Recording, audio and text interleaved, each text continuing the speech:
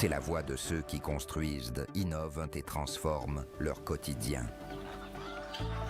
Reportages, magazines, débats, documentaires. Chaque contenu est pensé pour informer, éduquer et éveiller les consciences. Agriculture, éducation, santé, environnement, entrepreneuriat. Les vrais enjeux du développement sont au cœur de notre mission.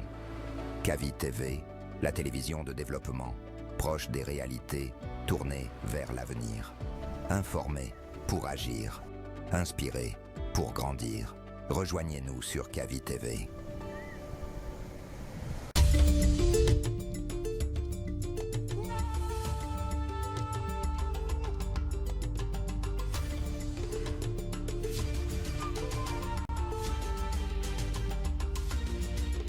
Kavi TV, la télé du développement.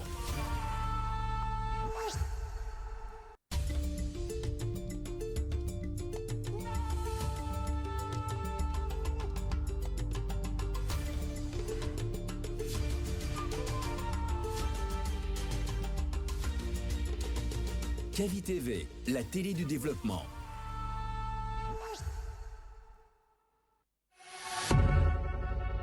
Vous pouvez désormais suivre l'ensemble de nos programmes via notre application disponible sur Play Store et App Store. L'information est le meilleur carburant pour faire fonctionner les machines pour un développement durable. La photographie de l'actualité, c'est aussi sur siaminfo.com, notre plateforme dynamique. Chers téléspectateurs, bonsoir à tous et bienvenue dans votre émission. Monsieur Bangora, bonsoir. Monsieur Tonou, bonsoir et bienvenue. Bonsoir. Sur le plan national comme sur le plan international, quel sentiment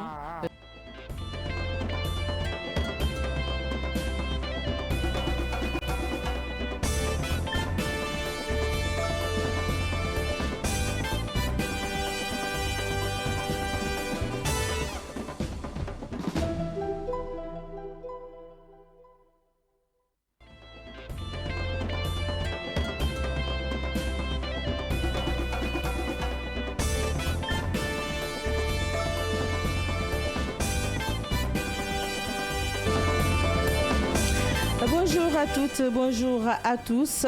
Vous nous regardez sur Kavi TV à travers canal 410, 113 sur StarSams, c'est sur la 89.5 à modulation de fréquence pour ceux qui nous suivent à la radio sur Kavi FM.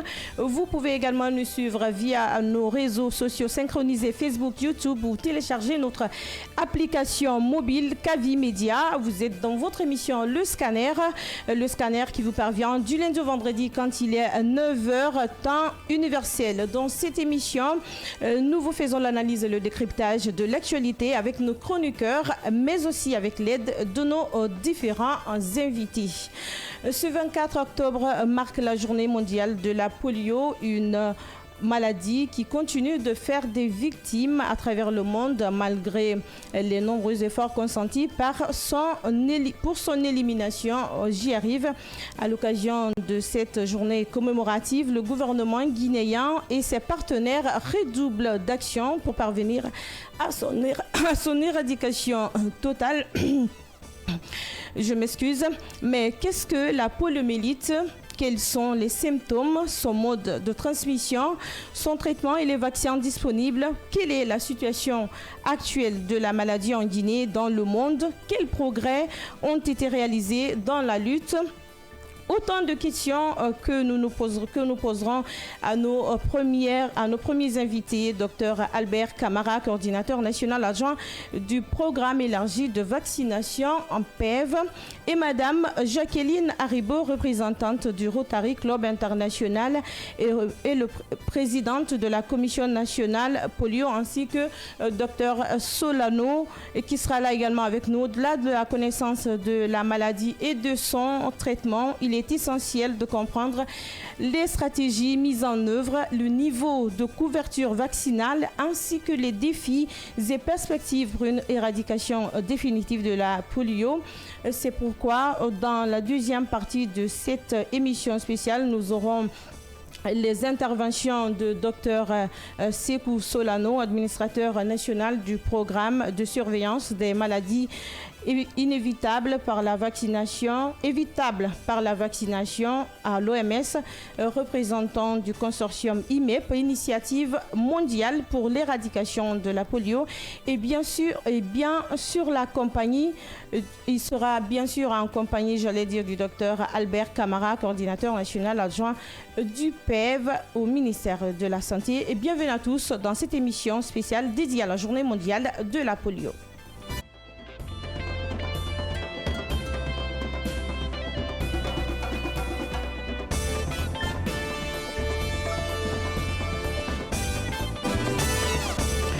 Merci de nous rejoindre sur Kavi Média. Si vous venez tout juste de nous prendre en marche pour cette édition spéciale de ce vendredi du développement, nous consacrons notre débat à la Journée mondiale de la poliomyélite.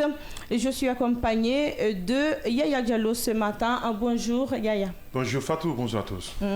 Nous accueillons également nos premiers invités sur ce plateau, Dr Albert Camara, coordinateur national adjoint du programme élargi de vaccination PEV. Bonjour et bienvenue sur ce plateau. Bonjour madame, merci. Également avec nous, Dr Sekou Solano, représentant de l'IMEP, Initiative mondiale pour l'éradication de la poliomyélite. Bonjour à vous et bienvenue. Bonjour madame.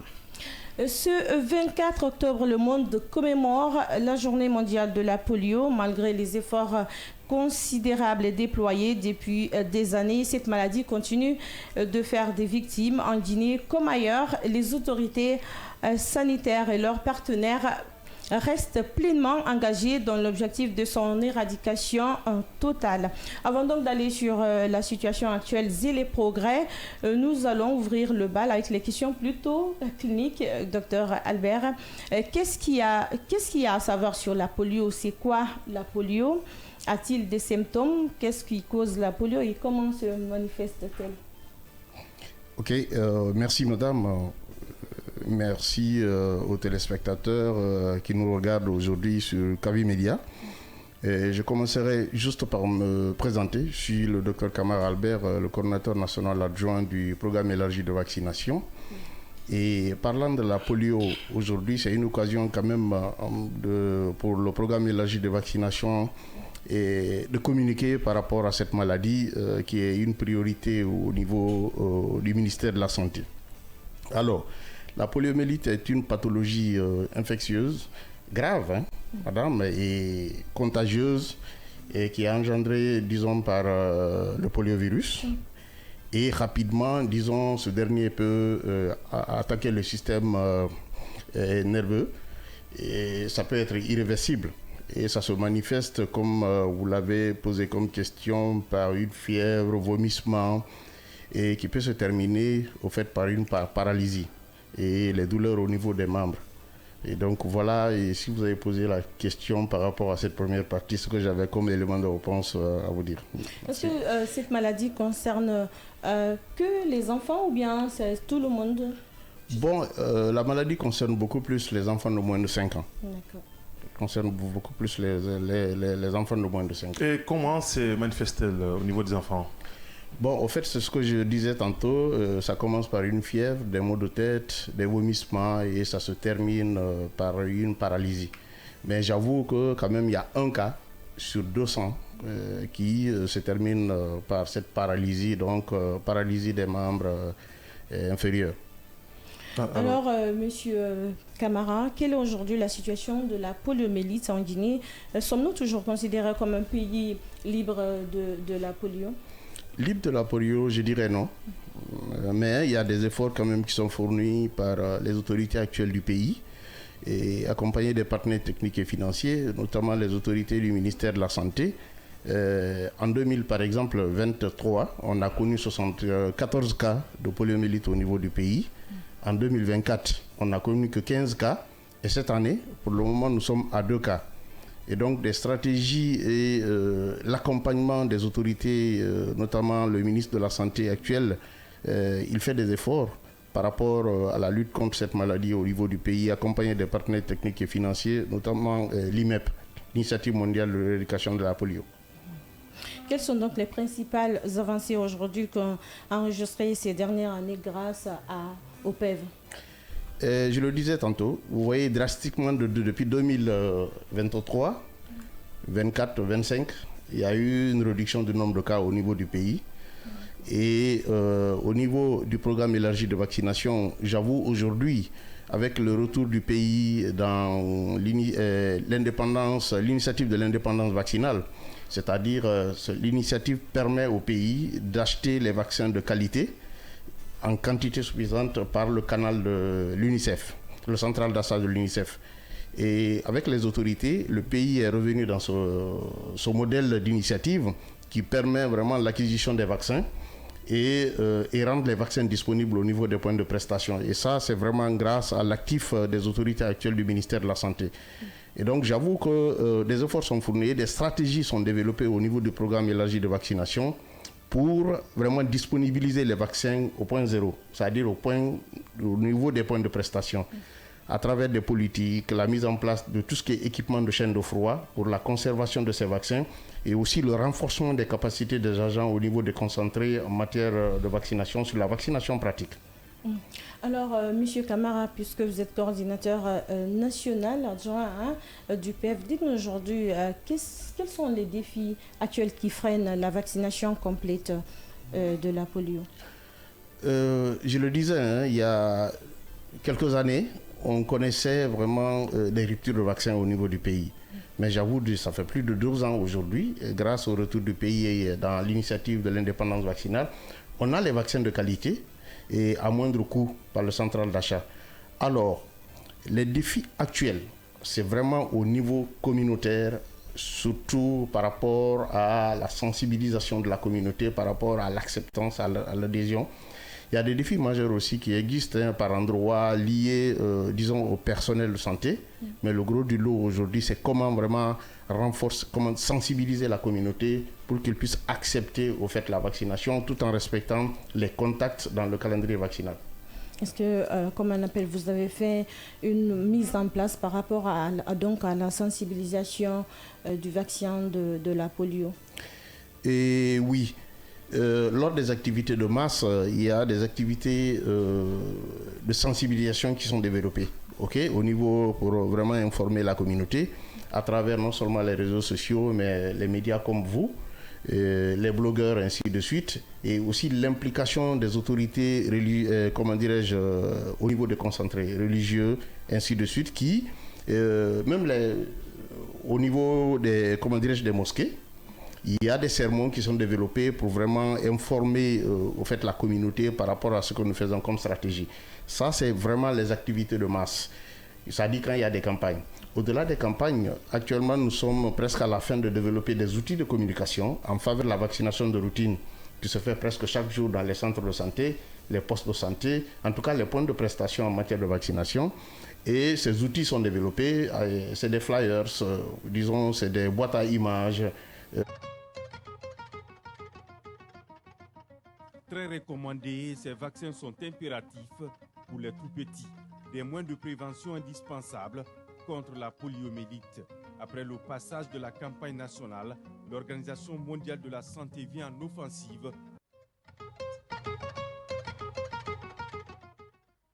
Vaccination. D'accord. Yaya. Bien, dites-nous les défis auxquels vous êtes confrontés. Les défis auxquels nous sommes confrontés actuellement, je vais commencer par le défi lié à la sensibilisation de la communauté. Nous avons des défis liés, à la maintenance préventive des équipements de chaîne de froid. Parce que vous savez, les réfrigérateurs solaires qui sont disponibles au niveau du pays, qui conservent ces vaccins, fonctionnent avec le solaire. Et en matière, de maintenance préventive, il y a des défis encore qui existent au niveau du pays pour assurer le bon fonctionnement de ces équipements de chaîne de froid. On a des défis liés aussi au bénévolat par endroit des agents de santé qui travaillent là, mais qui ne sont pas redevables vis-à-vis, des structures de santé.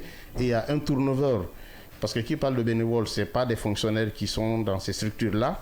Et dès qu'ils ont des opportunités ailleurs, ils peuvent abandonner les centres de santé ou bien les postes de santé pour aller vaquer à des activités génératrices de revenus. Voilà encore une fois les défis majeurs que nous avons au niveau du pays. Est-ce qu'en termes de vaccins, nous en avons suffisamment pour pouvoir assurer la couverture? Je le disais à date, il y a des années, oui, on a connu des ruptures de vaccins, mais aujourd'hui, on a suffisamment de vaccins pour la routine au niveau du pays. Alors, en termes de couverture sur l'étendue du territoire national, est-ce qu'aujourd'hui, au regard du manque d'infrastructures, vous êtes aussi confronté à ces problèmes pour pouvoir maintenir la couverture? Effectivement, je pense que vous avez suivi les actualités au niveau du ministère de la Santé, surtout sous le lead du ministre actuel. On prévoit, disons, la construction de 50 centres de santé, améliorés même. C'est-à-dire, c'est ramener vraiment la santé au plus près de la population. Parce que l'handicap que nous avons quand on sort très souvent en supervision, c'est que les mamans payent les transports, ils parcourent des kilomètres pour venir vers la santé. Alors le ministre actuel a réfléchi à rapprocher, disons, de ces structures au niveau des populations. Et également, par rapport à la vaccination, dans le cadre, le programme a élaboré un document qu'on appelle le CCOP. Le CCOP, c'est ce document qui nous permet, dans les 5 années à venir, l'acquisition des équipements de chaîne de froid, notamment les réfrigérateurs solaires. On a prévu dans ce document l'acquisition dans les 5 années à venir de 524 équipements réfrigérateurs solaires. Donc ça va permettre, au fur et à mesure, les centres sont créés, vraiment de doter ces structures-là de réfrigérateurs solaires pour encore rendre plus claire la vaccination au niveau de la population. Alors, quels sont vos objectifs à long terme, Jean? Comme je l'ai dit, c'est l'élimination au fait de la poliomyélite, c'est au fait la vision mondiale de l'UMEP. Je pense que mon collègue et collaborateur qui est à côté de moi, il va vous en parler plus. C'est vraiment l'élimination, disons, de cette maladie au niveau du pays. Je le disais dans les statistiques, en 2024, on a connu en 2023, 74 cas. Et en 2024 passé, on a connu 15. Pour le moment, on n'est qu'à 2 cas. Ça veut dire que des efforts sont fournis et des stratégies sont menées pour vraiment freiner la transmission de cette maladie au niveau du pays. Monsieur Camara, parlant de stratégie, nous allons donc parler de la stratégie de couverture vaccinale. Quelle est la stratégie aujourd'hui du programme élargi de vaccination PEV pour atteindre les enfants, surtout dans les zones reculées ou difficiles d'accès? Ok, ces stratégies sont développées par le programme élargi de vaccination avec l'accompagnement des partenaires techniques et financiers, notamment l'OMS, l'UNICEF, CDC, OIM, PAF, Santé intégrée et MSF. Ces stratégies sont connues. Aujourd'hui, pour atteindre les enfants qui sont dans les zones reculées, nous essayons de mettre en place des stratégies mobiles. Les équipes sont formées par rapport à ça et ils sortent vraiment pour aller vacciner dans ces zones-là. Ils peuvent camper pour quelques jours, vacciner dans ces zones et au-delà. Et à travers le projet Suède, l'État a mis à disposition, disons, des cliniques mobiles. Aujourd'hui, ce n'est pas presque dans toutes les préfectures du pays, mais au moins là où ça existe, ils utilisent, disons, ces cliniques mobiles pour aller faire un paquet intégré. Quand on parle de paquet intégré, on parle de la consultation prénatale, de la consultation primaire curative, mais aussi de la vaccination. Donc les équipes se déplacent dans ces zones reculées et pour aller vraiment identifier les enfants zéro dose ou sous-immunisés, les femmes enceintes qui sont en retard de consultation primaire curative et des enfants qui sont malades pour les consulter et apporter des soins de qualité, disons, à ces enfants-là. Alors aujourd'hui, comment vous gérez la désinformation ou même la réticence de ces communautés qui, jusqu'à présent, ne comprennent pas l'importance de la vaccination ou peut-être prennent cela pour autre chose? Bon, la gestion des rumeurs en matière de vaccination, je pense qu'il y a un plan qu'on appelle chez nous le PIC, le plan de formation et de communication. Et dans ce plan, il est décrit, au fait, les étapes par rapport à la gestion, disons, des rumeurs concernant la vaccination. Et dans ce plan, il y a la valeur ajoutée, disons, des leaders religieux, des associations, des associations au niveau communautaire, qu'on sensibilise avant chaque activité de masse sur la routine, sur la vaccination de routine. Et c'est ces personnes-là, généralement, qu'on met en avant dans le cadre de la levée des réticences en matière de vaccination. Mais j'avoue, il y a quelques cas difficiles vraiment à gérer, mais généralement, on parvient quand même à lever pratiquement à 99% des cas de réticence sur la vaccination. Bien. Yaya, allez-y. Oui. Alors, sur la collaboration et les résultats, en quoi la collaboration avec le Rotary et les autres partenaires, surtout internationaux, qui renforcent, qui vous renforcent dans la lutte contre la polio? Alors, la collaboration avec les autres partenaires, je le disais tantôt, tout ce que nous faisons au niveau du programme élargi de vaccination, nous travaillons avec nos partenaires techniques et financiers, notamment l'IMEP. Quand vous dites l'IMEP, ça regroupe un peu l'OMS, l'UNICEF, Rotary, en fait les partenaires élargis en matière de lutte contre la poliomyélite. Et ils nous accompagnent en matière d'assistance technique par rapport à l'élaboration de tout ce qui est documents techniques, les politiques en matière de vaccination, de riposte contre la polio. Et aussi, ils nous informent sur les directives en matière de lutte contre la polio. Et ça nous permet, nous, en tant que parti national, d'élaborer des stratégies en matière de riposte contre la polio. D'accord. Monsieur Camara, quel indicateur montre que la Guinée est sur la bonne voie pour maintenir son statut sans polio? Alors, je l'ai dit, je reviens dessus. En 2023, on a connu 74 cas de poliomyélite au niveau du pays. Ça, c'était en 2023. La Guinée. En 2024, on n'a connu que 15 cas. Et cette année, on est en 2025, il n'y a que 2 cas. 2 cas. On est pratiquement à la fin de l'année, mais pour le moment, il n'y a eu que 2 cas de polio. Ça veut dire que les stratégies adoptées par le pays avec les partenaires techniques et financiers apportent quand même, il y a une plus-value par rapport à la riposte contre la polio. D'accord. Yaya? Bah oui, peut-être par rapport justement à l'implication d'un certain nombre de partenaires étatiques et non étatiques dans le cadre de la lutte contre ce fléau-là. Est-ce qu'aujourd'hui, vous avez le soutien institutionnel et financier de tous les partenaires? Et oui, je dirais par exemple quand il y a des campagnes de masse concernant la poliomyélite, parce que quand il y a un cas qui est notifié, normalement les règles nous disent qu'il faut riposter aussi. OK? Et là, tout ce que nous faisons en matière de riposte, on a l'accompagnement, disons, des partenaires techniques et financiers qui concernent notamment la mise à disposition des vaccins et gratuitement, les coûts opérationnels par rapport à la mise en œuvre, à la surveillance et d'autres activités connexes qui rentrent en jeu en matière de riposte contre la poliomyélite. Et l'apport est énorme aussi des autorités, c'est-à-dire de l'État, du gouvernement actuel, dans le cadre de tout ce que nous faisons comme riposte au niveau du pays.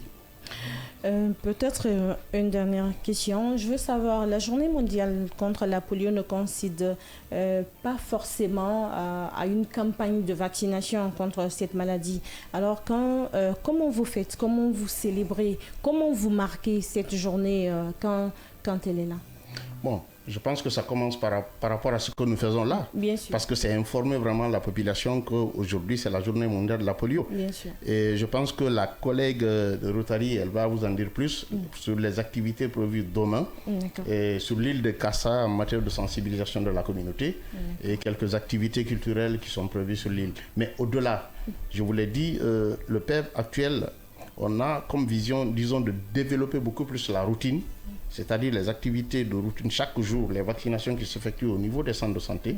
Donc nous travaillons à produire des outils de communication et qui vont être diffusés dans les semaines à venir pour vraiment sensibiliser, informer la population sur les activités de vaccination au niveau du pays. Ces activités de vaccination de routine couvrent-elles toute la Guinée en ce moment? Effectivement. D'accord. Je vais donc me tourner vers vous, Monsieur Solano, vous êtes là, vous représentez l'IMEP à ce niveau dans le cadre de la lutte contre, bien sûr, cette maladie. Qu'est-ce que je vous dis? Qu'est-ce que c'est que l'IMEP pour commencer? Merci, madame. Merci, monsieur. Je voudrais, avant de rentrer dans le vif du sujet, remercier Rotary qui a eu l'idée, l'initiative d'organiser cette rencontre, cette émission pour éclairer un peu les choses par rapport à la lutte contre la poliomyélite à travers le monde. Je voudrais avant tout remercier monsieur le représentant de l'OMS qui, en tant que chef de file des partenaires de la santé, coordonne l'action donc de l'initiative mondiale de l'éradication de la polio en Guinée. Oui. Et donc cette initiative, comme vous venez de le dire, a été créée en 1988 lors de l'Assemblée mondiale qui a réuni tous les pays membres de l'OMS. Au cours de cette assemblée, il a été décidé de mettre en place cette initiative dont l'objectif mondial est d'éradiquer la poliomyélite. L'éradication de la poliomyélite signifie que au bout d'une période qui avait été indiquée jusqu'en 2020, aucune portion de terre sur notre planète n'allait connaître la circulation d'un poliovirus, c'est-à-dire qu'aucun enfant ne devrait être victime de la poliomyélite.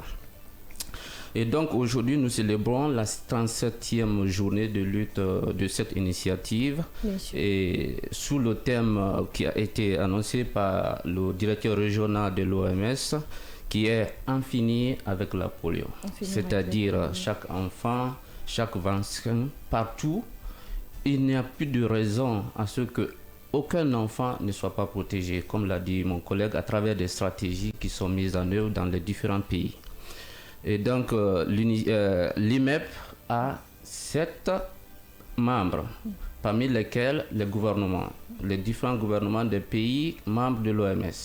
Ensuite, il y a l'OMS, il y a Rotary, il y a l'UNICEF, il y a CDC, il y a Gavi qui coordonnent les actions à travers le monde pour la mobilisation des ressources, l'accompagnement des États pour la mise en œuvre des stratégies, la révision des directives et la mise en œuvre des activités de riposte et le soutien des politiques nationales pour l'offre des services de santé et surtout des vaccinations pour éviter justement que le virus continue à circuler. Alors, puisqu'on parle d'éradication de la maladie aujourd'hui, quel est le rôle concret de l'IMEP dans cette lutte en Guinée ? L'IMEP, en tant que structure mise en place par l'ensemble des pays membres de l'OMS, coordonne l'action centrale pour atteindre cet objectif à travers non seulement le plaidoyer auprès des États membres pour le respect des engagements qu'ils ont eu à prendre en 1988, donc pour la mise en œuvre des stratégies qui ont été définies et qui ont été décrites, mais aussi pour la mobilisation des ressources, surtout les ressources financières, pour mettre à disposition des États pour pouvoir déployer ces stratégies. Et aussi l'élaboration des directives, des stratégies, le soutien à la formation, l'approvisionnement en vaccins, l'aide à la construction ou à l'amélioration des infrastructures de santé pour augmenter l'offre des services. Donc l'IMEP est vraiment la référence mondiale pour la lutte contre la polio. C'est elle qui gouverne l'action mondiale pour bien sûr l'atteinte de l'objectif d'éradication de la poliomyélite à travers ses membres. Quels sont donc ces principaux soutiens que l'IMEP apporte justement à la Guinée dans cette lutte ? Pour la Guinée, il faut commencer par dire qu'il y a le soutien technique, comme il a dit. Nous appuyons le ministère de la Santé dans l'élaboration des plans stratégiques nationaux, dans l'élaboration des plans de riposte, dans l'élaboration des documents de soutien à la vaccination de routine, dans la mobilisation des compétences nationales et internationales en appui au PEV pour aider à la mise en œuvre justement de tout ce que nous avons décidé dans les documents stratégiques de l'IMEP. Mais au-delà de ce soutien technique, nous apportons aussi un soutien financier qui est très important. Dr Albert l'a dit, nous organisons énormément de campagnes de riposte au-delà des activités de routine. Les campagnes de riposte viennent booster les activités de routine lorsque nous détectons la circulation de poliovirus. Il faut juste rappeler que normalement le poliovirus type sauvage n'est plus en circulation dans notre pays et en Afrique. Et donc quand on détecte un seul cas de poliovirus, ça déclenche l'action de riposte. Et pour les actions de riposte, l'IMEP vient avec beaucoup de ressources. La dernière campagne, je pense qu'on a mis jusqu'à 5 millions de dollars pour pouvoir vacciner 5 millions et quelques enfants guinéens âgés de 0 à 5 ans. Donc nous apportons justement cet appui financier. Nous apportons également l'appui logistique. Nous mettons à disposition des pays comme la Guinée les vaccins et tout ce qui va avec les vaccins, c'est-à-dire le matériel de vaccination et le personnel et compétences internationales qui viennent appuyer au déploiement des plans de riposte dans les pays. Alors, vous dites que vous apportez le soutien aux différents États, notamment en Guinée ici. Alors, dites-nous quel est le niveau d'implication de ceux vers qui ce soutien est destiné et éventuellement, est-ce qu'il y a ce qu'on appelle une coordination dans le cadre de votre soutien au regard aussi de certains efforts fournis à l'interne ici pour qu'enfin nous puissions justement assister à zéro polio, je veux dire, dans les années à venir. Exactement, il y a une très bonne coordination et une très bonne collaboration avec les autorités sanitaires du pays et même au-delà avec les autorités administratives et même les communautés. Il y a ce qu'on appelle le centre des opérations polio qui est présidé par le ministère de la Santé, autour duquel il y a donc les 6 partenaires qui forment l'initiative mondiale de l'éradication connue sous le label IMEP. Et donc le ministère, nous collaborons étroitement. Aucune de nos actions n'est menée sur le terrain sans le ministère. C'est le ministère qui a la politique nationale de la santé et donc nous sommes là en tant que appui, en tant que partenaire pour aider le pays à surmonter les défis auxquels nous sommes confrontés pour pouvoir atteindre l'objectif d'éradication de la polio. Les partenaires, toutes les couches sociales du pays, les ONG, la société civile, comme vous l'avez remarqué avec Rotary, sont fortement impliqués dans les activités de lutte contre la poliomyélite dans notre pays. Justement, en parlant de cet appui mutuel que vous faites justement pour atteindre cet objectif-là, il y aura forcément des innovations et des stratégies mises en place. Rappelez-nous quelques-unes. Oui, il y a beaucoup de stratégies. Il y a 5 stratégies principales à laquelle il faut ajouter une 5e qui est la communication. La première stratégie, c'est vraiment les ripostes. Comme je le disais, les ripostes, c'est quand il y a un nouvel événement qui survient, c'est-à-dire on détecte un cas de polio qui normalement ne devrait pas l'être. Et donc, on met en place un plan de riposte. La deuxième, c'est la surveillance. On renforce la surveillance, c'est-à-dire la recherche des cas de maladies au niveau des enfants de 0 à 15 ans et aussi dans l'environnement. Et la troisième, c'est le renforcement de la vaccination des routines. La quatrième, c'est les ratissages qu'on fait dans les zones où, par exemple, Sigiri, il y a beaucoup de personnes qui viennent d'autres pays, qui ne sont pas couvertes totalement lors des activités de vaccination de routine, mais aussi lors des activités de masse. Donc, nous déployons des stratégies qui sont... parfois les stratégies en termes d'innovation, par exemple, sur les outils électroniques. Cette année, nous avons introduit le GTS.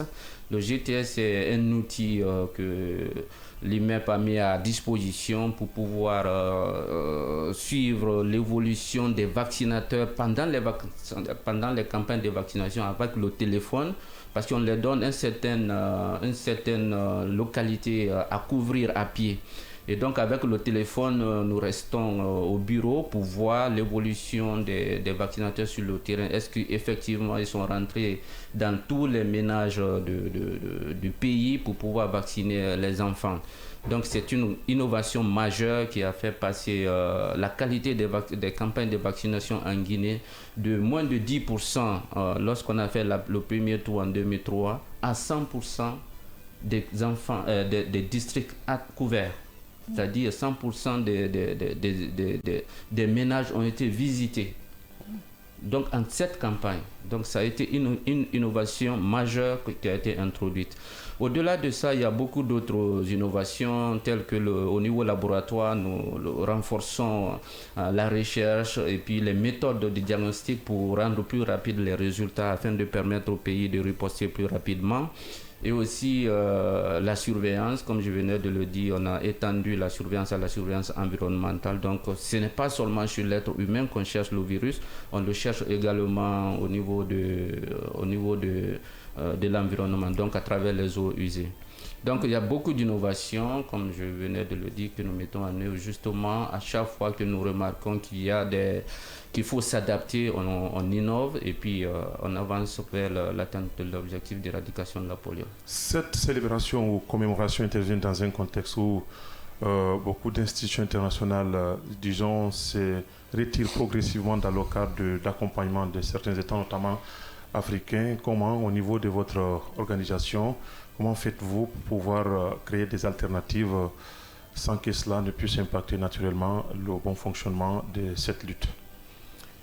En fait, l'IMEP avait déjà prévu depuis très longtemps, depuis plus de 10 ans, la survenue de cette situation. Ça fait partie du processus d'éradication. Même si au niveau international, il n'y avait pas le retrait des partenaires, il était prévu qu'à la fin de l'atteinte de l'objectif d'éradication de la poliomyélite, il est prévu un plan de transition. Dans le plan de transition, quand les efforts internationaux vont se retirer, les États vont prendre la main pour continuer la mise en œuvre des activités de l'éradication, pour maintenir le monde à un statut libre de toute circulation de poliomyélite. Et donc ce plan existe, donc qu'on appelle le plan de transition de la polio, qui va consister à transférer toutes les responsabilités actuelles qui sont exercées par l'IMEP aux États, c'est-à-dire au ministère de la Santé.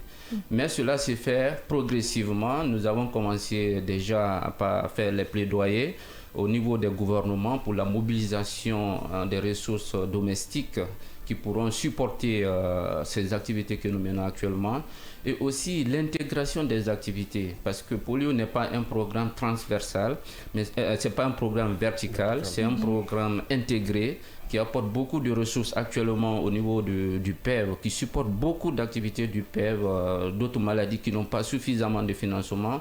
On fait passer les activités de ces maladies sur les fonds polio. Donc ça va être la même chose quand on va atteindre l'objectif mondial, ou bien quand, vous l'avez constaté actuellement, le retrait des partenaires va se faire, l'État va prendre donc le relais, et puis au niveau des stratégies nationales, au niveau du programme national, il va être développé un programme plus intégré pour supporter les activités que l'IMEP est en train actuellement de déployer. Alors, puisqu'on parle toujours de l'éradication, c'est une lutte de longue haleine. Aujourd'hui, comment vous appréciez la collaboration entre les différents acteurs, c'est-à-dire le gouvernement et vous, les partenaires, et aussi de la société civile? La collaboration est bonne. Comme je disais tantôt, c'est le pays qui a sa politique. La politique donc de santé, c'est pour le pays. Et nous, en tant que partenaires, nous venons nous aligner sur la politique de l'État. Et dans cet alignement, nous travaillons ensemble, nous définissons ensemble les lignes de conduite à travers les stratégies, à travers les directives. Donc la collaboration est très bonne. Sous l'action gouvernementale, nous parvenons à travailler avec toutes les entités administratives et non administratives telles que les communautés. et aussi la société civile. Il n'y a pas que Rotary, il y a les ONG locales qui accompagnent le PEV, il y a les volontaires qui viennent pendant les campagnes accompagner, qui viennent participer aux activités de riposte contre la polio.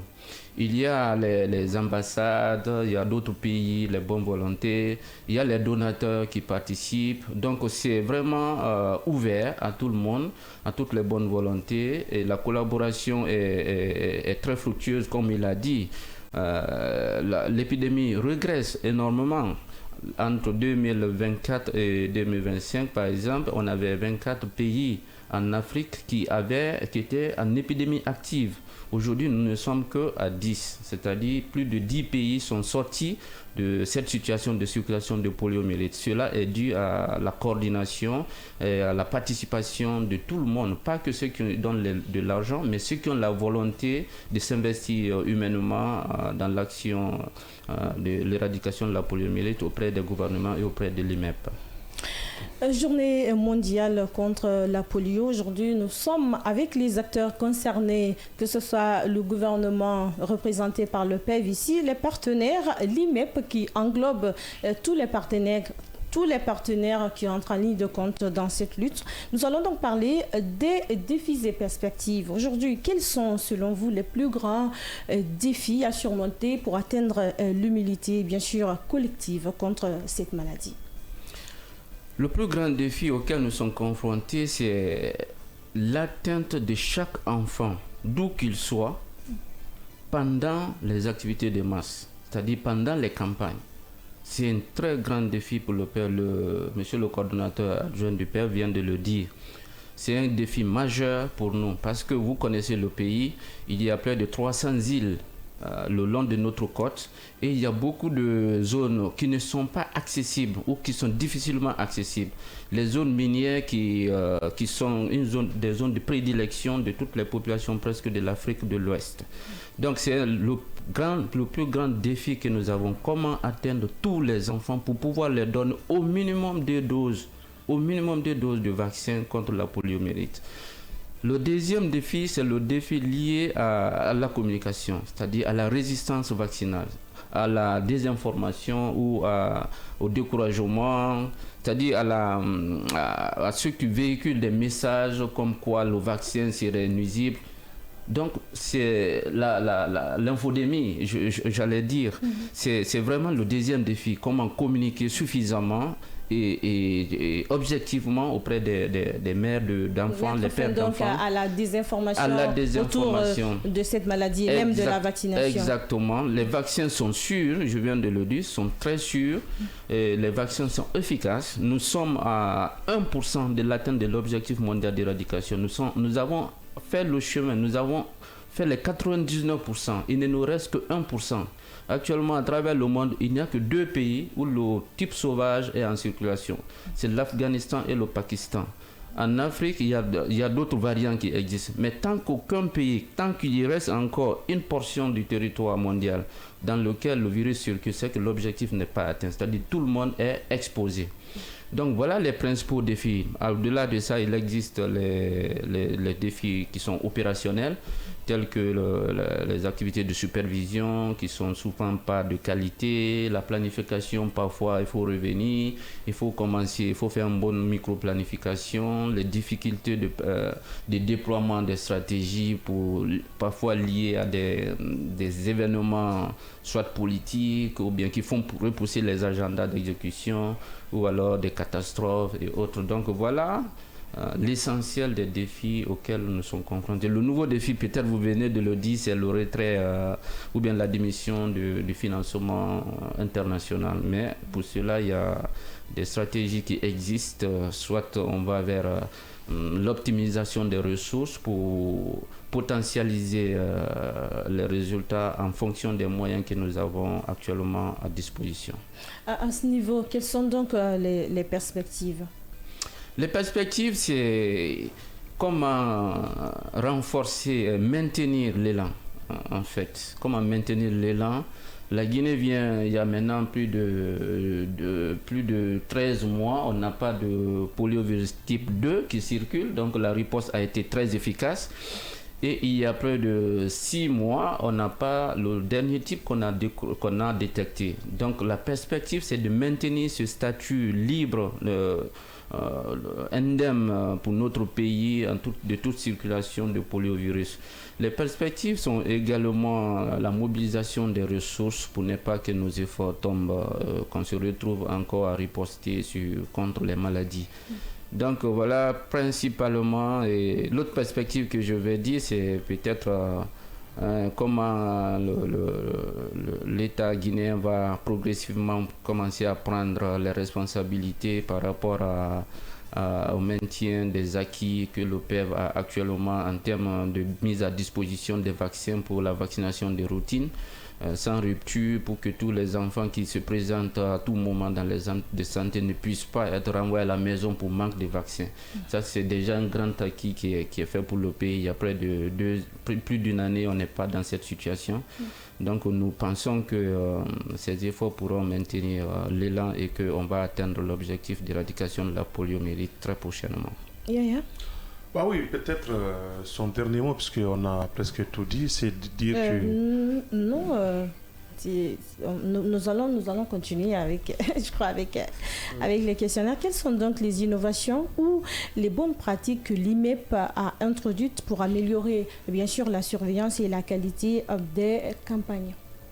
Les innovations, je venais de dire, pour la qualité des campagnes, on a instauré le GTS. Le GTS, je reviens dessus, c'est un logiciel qu'on met sur le téléphone et quand tu te promènes, on voit tes pas en ligne.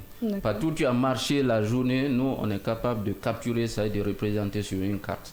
Donc quand on te dit que tu dois couvrir ton quartier, tu dois couvrir 100 ménages, à la fin de la journée, on te dit, voilà, tu as couvert 100 ménages. Ou alors pendant la journée, si tu es, au lieu de partir vacciner, tu es allé t'asseoir dans un bar, on t'appelle au téléphone pour te dire tu es assis il y a 30 minutes, tu ne bouges pas. Donc ça te fait bouger. Et j'ai dit qu'on est passé de moins de 10% des districts qui ont atteint l'objectif à 100% des districts qui ont atteint l'objectif. Ça a marché donc? Ça marche énormément, Et on est passé de moins de 4 millions d'enfants vaccinés par campagne à plus de 5 millions. Donc c'est une grande innovation que nous avons apportée à travers les technologies comme de l'information. Pour les autres activités de routine, également, autre innovation qu'on utilise au ODK, c'est aussi un autre outil que nous utilisons pour la collecte des données en temps réel. C'est quelqu'un qui est partout dans le pays aujourd'hui. Dès qu'il a un cas de paralysie, il nous envoie juste, il remplit juste tout le monde, tous ceux qui sont connectés, qui travaillent pour l'IMEP ou pour le ministère de la Santé ont l'information, en tout cas qui travaillent pour la polio, ont une information pour dire qu'on vient de détecter quelqu'un qui a présenté des signes en faveur de la poliomyélite. Et les actions de santé publique sont immédiatement déclenchées, on fait le prélèvement, on envoie les échantillons au laboratoire de référence de l'OMS. Pour la Guinée, c'est à Dakar. Et c'est rapidement fait. Ça part par vol tous les jours. L'autre innovation, je disais, dans la surveillance actuellement, avant, c'était seulement chez l'humain. Maintenant, on le fait dans l'environnement. Chez l'humain, c'est un peu difficile. Il a dit, sur 100 cas, 100 personnes qui rentrent en contact avec le virus, il n'y a qu'une personne qui fait la paralysie. Donc c'est excessivement difficile de détecter chez l'humain. Maintenant, avec la surveillance environnementale, puisque le virus il est dans les ciels, on retrouve facilement dans les eaux usées les virus à travers les échantillons que nous prélevons et que nous amenons au niveau de Dakar. L'autre innovation également, c'est la digitalisation. La digitalisation des stratégies avancées. Les stratégies avancées sont des activités qui sont menées par les centres de santé. Au lieu de rester au centre de santé pour recevoir les parents qui viennent avec les enfants pour la vaccination, ils se déplacent pour aller dans les communautés qui sont loin, au-delà de 5 km, pour faire les activités de santé. Avant, ils le faisaient, ils disaient qu'on a fait 10 stratégies, 20 stratégies, mais on n'avait pas de moyens. Maintenant, on a digitalisé, c'est-à-dire on a mis sur les téléphones des logiciels. Quand tu te déplaces, le téléphone dit que tu t'es déplacé et tu dis pourquoi tu t'es déplacé. Quand tu es allé, tu as vu combien de personnes, tu as vu combien d'enfants, tu as vu combien d'enfants, tu en as vacciné combien. On a à l'instant T le rapport au niveau de la coordination nationale du PEV. Voilà entre autres des innovations que nous avons au niveau de l'IMEP.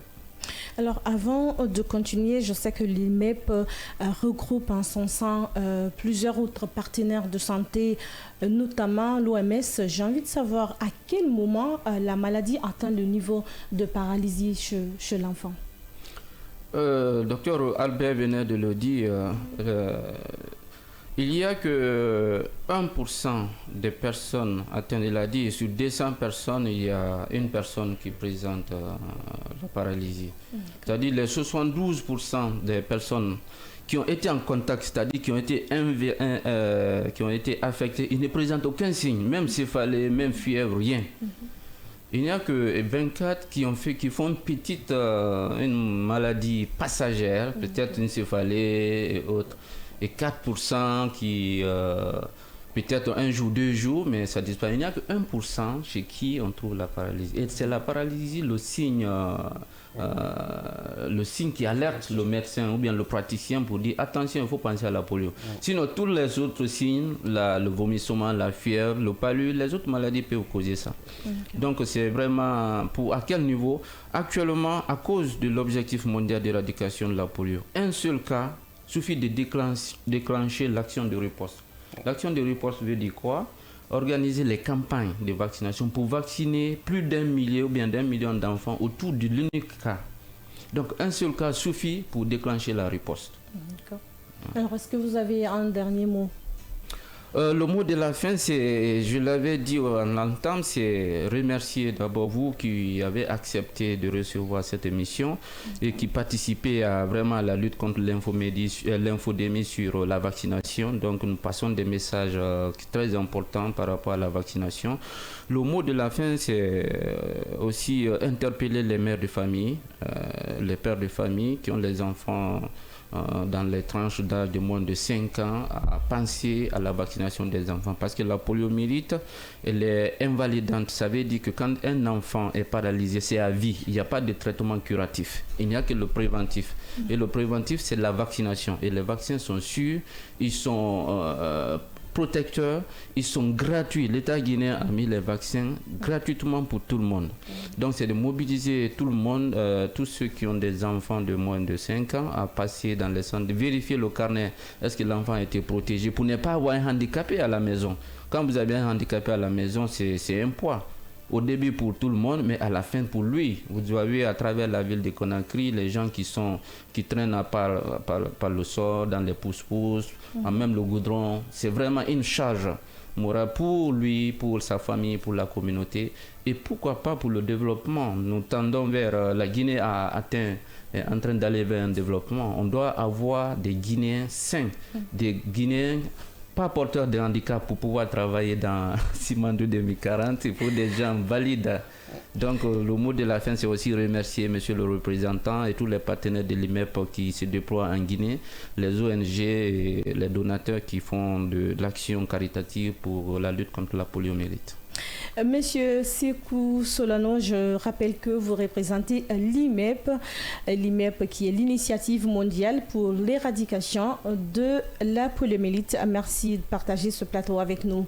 Vous allez rester avec nous, monsieur Camara. Nous partons en pause publicitaire. À tout à l'heure.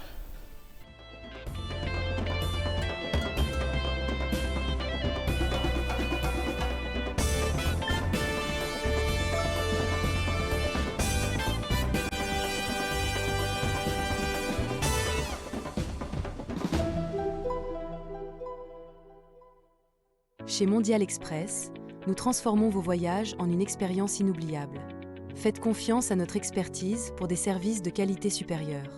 Grâce à notre service d'assistance visa, simplifiez toutes vos démarches administratives à travers nos experts. Avec notre service billetterie, réservez vos billets pour toutes les destinations du monde avec facilité. Profitez de notre flotte de véhicules modernes et fiables pour tous vos déplacements à travers notre service de location de véhicules.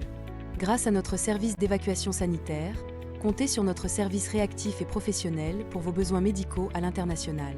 Assurez-vous d'un environnement impeccable avec nos services de nettoyage de qualité. Transportez vos marchandises en toute sérénité grâce à l'expertise de notre service de transit. Développez vos compétences d'agent de voyage avec nos formations spécialisées suivies de stages pratiques au sein de nos équipes. Contactez-nous dès aujourd'hui au plus 224 613 00 39 69 ou au plus 224 613 00 39 70. Nous sommes situés à Manquepas, 4e avenue, immeuble Dabo, commune de Kaloum. Visitez notre site internet au www.mondialexpress.net. Mondial Express, chaque voyage est une histoire.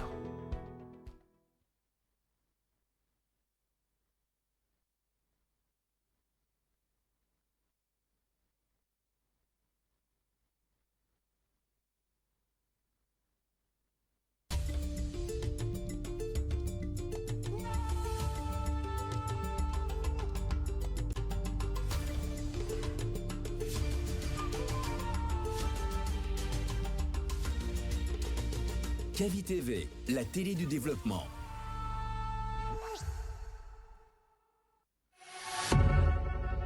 Vous pouvez désormais suivre l'ensemble de nos programmes via notre application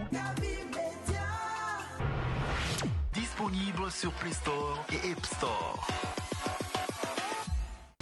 L'information est le meilleur carburant pour faire fonctionner les machines pour un développement durable. La photographie de l'actualité, c'est aussi sur siaminfo.com, notre plateforme dynamique. Chers téléspectateurs, bonsoir à tous et bienvenue dans votre émission. Monsieur Bangora, bonsoir. Monsieur Tonou, bonsoir et bienvenue. Bonsoir.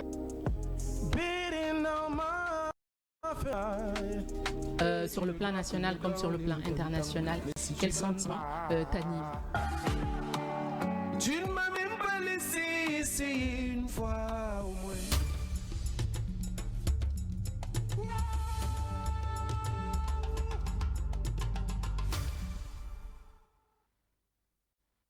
Kavi TV, regardez la lumière. Kavi TV, la télé du développement. Tu t'appelles sur la carte d'identité nationale Marie-Louise Ouamounou. Oui. Ton nom d'artiste aussi c'est Marie-Louise. C'est Marie-Louise Ouamounou. Pourquoi tu n'as pas changé? C'est ce nom mon papa m'a donné, donc j'ai pas voulu changer. Et donc tu partages pas l'idée avec les artistes qui changent Non, chacun a son goût.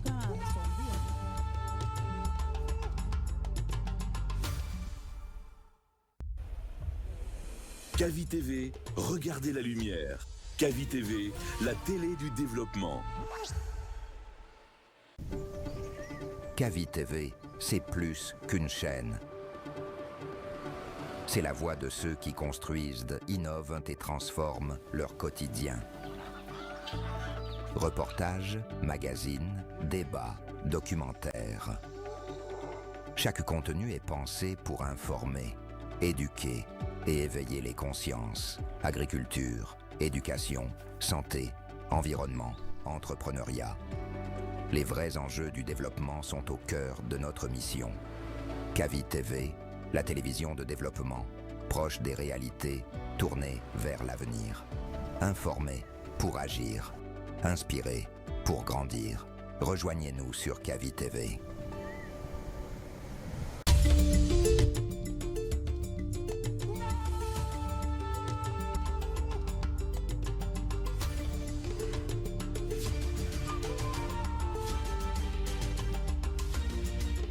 Kavi TV, la télé du développement.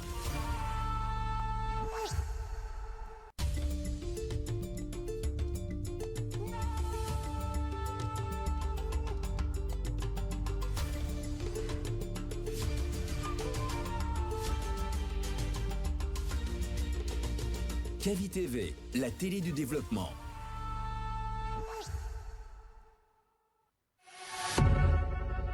Vous pouvez désormais suivre l'ensemble de nos programmes via notre application disponible sur Play Store et App Store.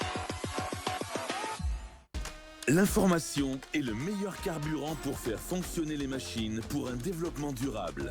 La photographie de l'actualité, c'est aussi sur siaminfo.com, notre plateforme dynamique. Chers téléspectateurs, bonsoir à tous et bienvenue dans votre émission. Monsieur Bangora, bonsoir.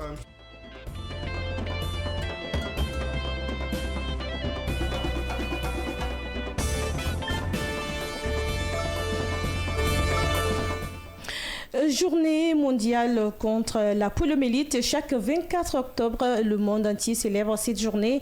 Elle est généralement consacrée à la sensibilisation des communautés sur le danger que représente cette maladie, mais aussi l'importance de la vaccination. Quant à la prévention, à l'image de tous les autres pays, la Guinée ne reste pas en marge de cette célébration. Nous allons maintenant orienter le débat vers la stratégie de mobilisation et de la sensibilisation, bien sûr, avec le Rotary Club International représenté par Madame Jacqueline Henribeau, qui est déjà installée sur ce plateau. Bonjour Madame et bienvenue. Bonjour.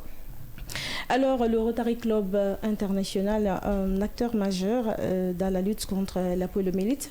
Avant d'aller donc sur ce point, qu'est-ce que le Rotary Club International? Alors, merci pour la parole. Donc, le Rotary International est un club service, donc qui est du domaine de la société civile, qui regroupe des décideurs de tout horizon et de toute culture, et qui sont en fait unis par un engagement commun, c'est celui d'améliorer la condition de vie. Donc c'est vraiment fondamentalement l'essence du Rotary. Et son implémentation en Guinée, comment ça se passe? Alors le Rotary, de façon globale déjà, c'est plus d'1,5 million de membres qui sont au sein des différents clubs dans le monde. Et il y a je pense au mois de février, il a été fêté les 120 ans d'existence de ce club service. Donc depuis 1905, il existe.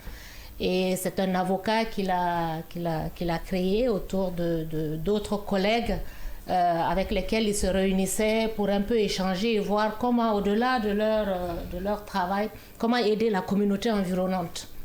Et donc, ils ont commencé à se réunir dans les bureaux des uns et des autres, et ils l'ont fait de façon tournante. Donc, d'où est venu le nom Rotary, c'est-à-dire la roue qui tourne. Roue qui tourne. Donc, on fait très bien. Et donc, ce mouvement, depuis 1905, il est parti donc croissant. Et en Guinée, il existe depuis une quarantaine d'années maintenant.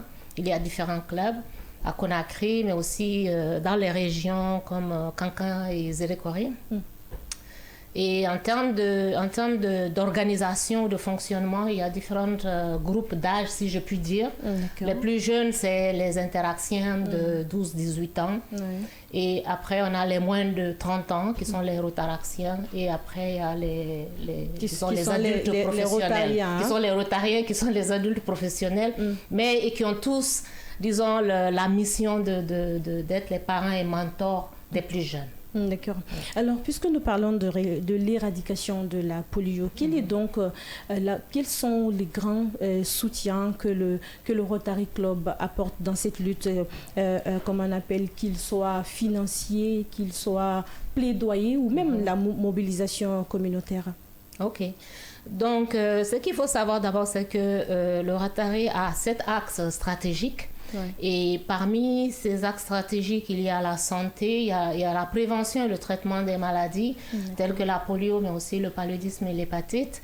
Donc, dans le cadre spécifique de la polio, il y a 3 aspects. Il y a le financement, donc c'est-à-dire la mobilisation des fonds. Donc, le Rotary, à travers ses partenaires, ses membres ou des activités de levée de fonds, vont mobiliser un montant. Par exemple, pour le cas de la polio, l'objectif est de 50 millions de dollars par an. Et à ce montant, la Fondation Gates s'est engagée aussi à tripler ce montant. Donc, chaque année, c'est 150 millions de dollars qui sont mobilisés et qui sont mis dans le paquet commun de l'initiative mondiale de l'éradication que Dr Solano et puis Dr Albert ont mentionné tout à l'heure. D'accord. Alors, vous êtes de la société civile, vous venez de le rappeler. Alors, dites-nous, en termes de sensibilisation, quels sont les efforts déployés pour pouvoir justement atteindre toutes les cibles? Okay. Donc, en termes de sensibilisation, c'est vrai, il faut savoir aussi que les membres rotariens, disons, évoluent sur une base de volontariat, n'est-ce pas? Donc, ce sont des volontaires, c'est des bénévoles. Et généralement, ils vont s'associer aux campagnes. Je pense que ça a été mentionné. S'il y a des campagnes de vaccination, ils peuvent accompagner les vaccinateurs ou les superviseurs au cours des porte-à-porte. Donc ça, c'est vraiment l'engagement personnel, physique de la personne de sortir et puis d'aller accompagner le programme élargi de vaccination qui fait sa vaccination. Sinon, les autres moments, c'est vraiment de parler, de toujours continuer à sensibiliser, c'est de faire des plaidoyers à différents niveaux, au niveau international, que ce soit à Genève ou autre, et au niveau local. C'est par exemple en Guinée, le Rotary est membre du groupe technique qui se réunit, je pense, chaque semaine, chaque 2 semaines, pour vraiment toujours laisser la polio sur le haut de la table, on va dire, parce qu'il y a beaucoup de maladies concurrentes et contraignantes. Mais c'est un peu ça. Donc c'est le plaidoyer aussi, en plus de la mobilisation de fonds, nous faisons aussi du plaidoyer. Alors vous n'êtes pas soumis à l'obligation de résultat comme certains acteurs étatiques, mais le plaidoyer quand même vous le faites. Dites-nous comment ça se passe au visa de certaines institutions internationales, mais en Guinée ici, comment tout cela se passe? Est-ce que vous arrivez quand même à avoir des portes qui sont largement ouvertes et qui vous permettent justement de mener votre activité? Oui, je vous ai parlé tout à l'heure, par exemple, de l'objectif de 50 millions de dollars. Ça veut dire que chaque Rotarien, où qu'il soit, y compris ceux de la Guinée, contribuent. Donc, ils vont faire une contribution financière, mais il va y avoir aussi des activités de collecte, comme par exemple des galas. Lorsqu'on fait des galas, c'est des mécanismes de levée de fonds et généralement il y a une cause derrière les fonds qui sont mobilisés à travers les galas. C'est pas juste pour s'amuser comme certains pourraient le penser, mais c'est vraiment un mécanisme de levée de fonds. Et il y a des partenaires qui nous accompagnent localement, les entreprises, parce qu'elles ont tous des responsabilités sociétales également au sein de leur institution. Ils sont prêts à accompagner toute organisation pour la bonne cause. Alors, Madame Maribo, est-ce que vous pouvez nous partager un exemple marquant, comme on appelle, de lutte que le Rotary a fait par rapport à la polio? Par rapport à la polio, un exemple marquant, je vais dire, c'est ce qui m'a bien frappé, c'est en 2022. Je pense que nous avons fait une remise symbolique de chèques à travers l'OMS et l'UNICEF. C'était à peu près 5 millions de dollars. Et ça, c'était pour la Guinée. Je pense que Dr Solano l'a dit tout à l'heure, une campagne a coûté 5 millions de dollars. Donc, 5 millions, on peut penser que c'est beaucoup, mais en même temps, si on doit faire 2-3 campagnes dans la même année, a mis à la disposition de ces institutions-là. Donc chaque année, c'est la même chose. Au sein des 50 millions de dollars ou 150 millions de dollars qui sont mobilisés, une partie revient à la Guinée, au prorata, évidemment, de la préoccupation de chaque pays. Ou du défi, oui. Oui. Alors, il y a un trio qui est là. Nous avons un partenaire qui est là de l'autre côté. Nous avons le ministère de la Santé, vous, du Rotary, donc de la société civile. Dites-nous comment ce maillage s'effectue autour de vous pour justement atteindre l'objectif. Alors, je pense que c'est vraiment la coordination, c'est d'être autour de la table, tous présents. Il faut vraiment assurer une présence régulière, être informé sur la situation. Donc c'est ce qui nous permet vraiment de réussir. Donc on ne travaille pas de façon isolée ou en parallèle, sinon les résultats qui ont été atteints au cours des 5 dernières années en Guinée, on ne les aurait pas atteints. Donc c'est vraiment une symbiose. Ce sont des collègues avec lesquels nous travaillons depuis maintenant plusieurs années. Donc il y a vraiment une très bonne collaboration dans ce sens-là. Alors Madame Aribo, puisque aujourd'hui c'est une journée généralement consacrée à la sensibilisation et le Rotary Club s'engage vraiment dans ce sens-là par rapport à la lutte contre la polio. Dites-nous, quel message souhaitez-vous passer aujourd'hui en termes de sensibilisation, soit aux parents, aux décideurs ou même aux autorités? Une bonne question. Aux parents, en fait, c'est assez simple. Je ne crois pas qu'il y ait un seul parent qui n'aimerait pas voir son enfant courir, sauter, jouer au ballon. Donc, il n'y a pas de raison que le parent sciemment amène son enfant dans une situation handicapante. Donc, le message que nous avons, c'est que vraiment, une vie sans polio, c'est possible. Le vaccin existe. Et donc, les mécanismes sont là. Je pense que les stratégies ont été expliquées par mes prédécesseurs. C'est vraiment d'assurer que l'enfant, au moment où la vaccination est appelée ou lorsque la vaccination de routine est nécessaire selon le calendrier vaccinal, de faire vacciner l'enfant dans la tranche de 0,5 ans. Donc, c'est pour les parents. Pour les décideurs, c'est d'assurer que nous avons les vaccins. Vraiment la disponibilité, c'est-à-dire tout ce qui est achat, stockage dans de bonnes conditions sanitaires, sécuritaires, mais aussi la distribution, disons, à temps dans les lieux de prestation. La surveillance a été parlé, la surveillance doit être sans relâche parce qu'on ne sait jamais, nous avons des frontières, donc on doit surveiller à l'intérieur et aux frontières. Et finalement la sensibilisation. Donc les décideurs, il ne faut pas arrêter de sensibiliser pour surmonter les réticences encore par-ci par-là. Puisqu'il s'agit aussi de la sensibilisation, quand on parle de cette journée, le Rotary a-t-il mis quelque chose en place aujourd'hui dans ce cadre-là? Quelles sont les activités prévues, je veux dire? Merci. Donc déjà, je pense que notre présence sur ce plateau,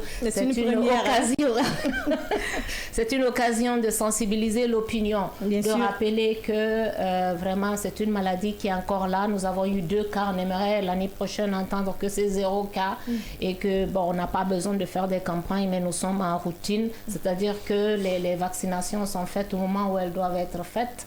Et dans ce sens, c'est la première chose. La deuxième chose, nous avons prévu demain une sensibilisation sur l'île de Kassa, là, au village Soro, à Kassa.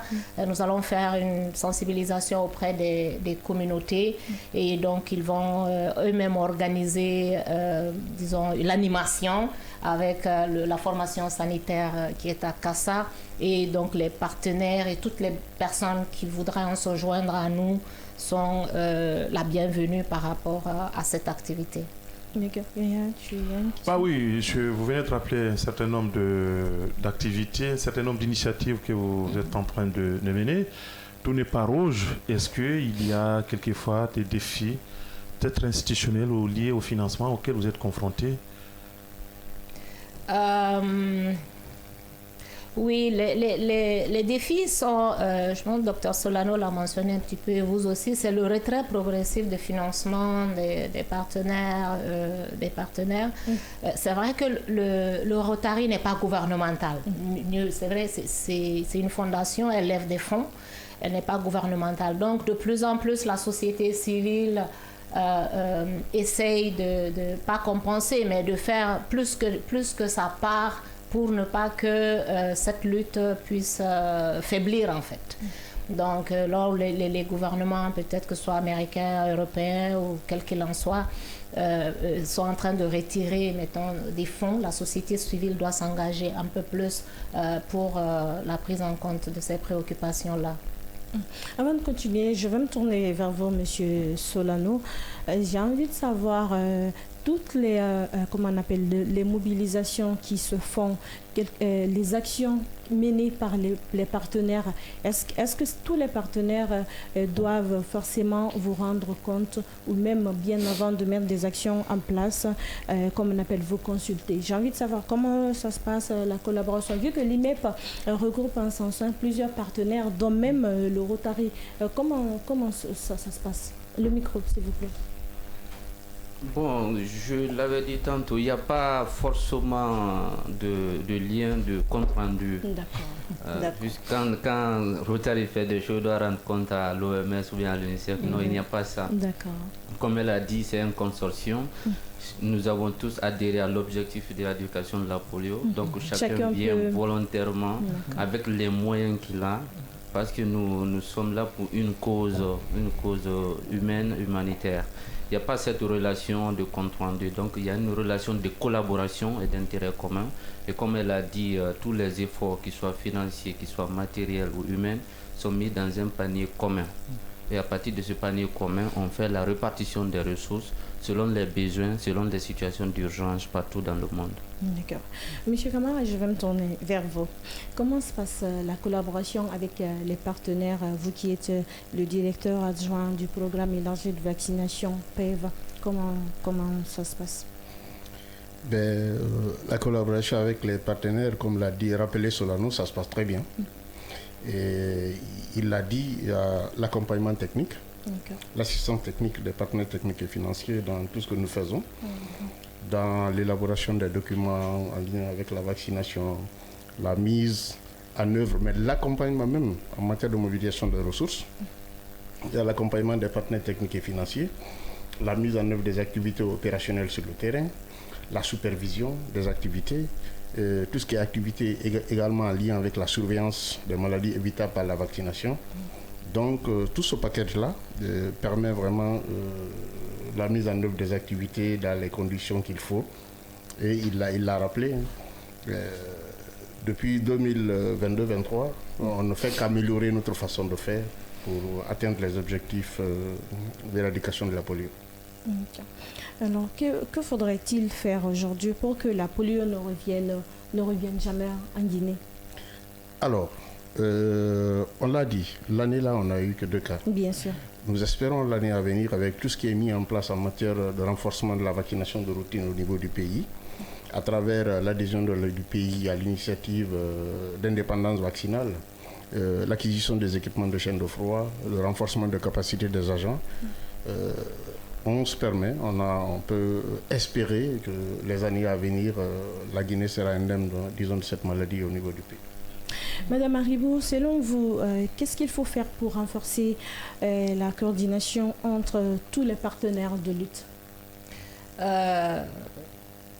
C'est de maintenir la collaboration, c'est-à-dire c'est de maintenir tous les mécanismes de rencontre et d'information, de surveillance et afin d'être en mesure de riposter dès qu'un cas est identifié ou déclaré. Donc c'est vraiment la communication permanente au sein du groupe de travail et la mobilisation, disons, à tous les niveaux dans le pays avec tous les centres d'alerte au niveau national soient tous prêts pour que si on dit un cas demain à, je sais pas, à Bofas, Guéry, qu'on soit prêt à se déployer comme il l'a expliqué. Alors, si vous nous prenez en marche, chers auditeurs et téléspectateurs, vous êtes bien dans votre émission Le Scanner. Aujourd'hui, une émission spéciale consacrée à la journée mondiale de lutte contre la poliomyélite. Nous sommes bien sûr à terme, mais avant de clore, je vais faire un tour de table. Monsieur Solano, Monsieur Camara, vous allez me donner votre dernier mot par rapport à cette journée. Je pense que c'est l'occasion pour la coordination nationale du PEV, comme l'élan adopté et la vision actuellement du programme, c'est comment renforcer la routine. C'est vraiment sensibiliser la population pour l'adhésion à tout ce que nous faisons en matière de vaccination, c'est-à-dire le respect du calendrier vaccinal. Vous savez,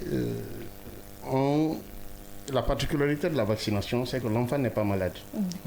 On envoie l'enfant pour prévenir quelque chose. Pour prévenir la maladie. Alors il faut vraiment renforcer la communication au niveau de nos populations pour que les enfants de 0 à 23 mois, pour la routine, qu'ils puissent au fait amener les enfants pour la vaccination.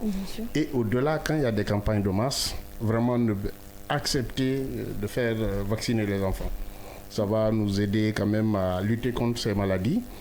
Et comme ça, comme l'a dit Jackie, on aura des enfants qui vont sauter, jouer au ballon, qui seront comme nous demain, valides et qui vont apporter quelque chose à ce pays. Madame Haribou, le Rotary Club qui s'engage aujourd'hui dans la lutte contre la poliomyélite, beaucoup d'actions ont été menées sur le terrain depuis plusieurs années. Aujourd'hui, est-ce que vous avez un dernier mot à lancer, puisque vous êtes actrice vous-même dans cette lutte par rapport à votre institution?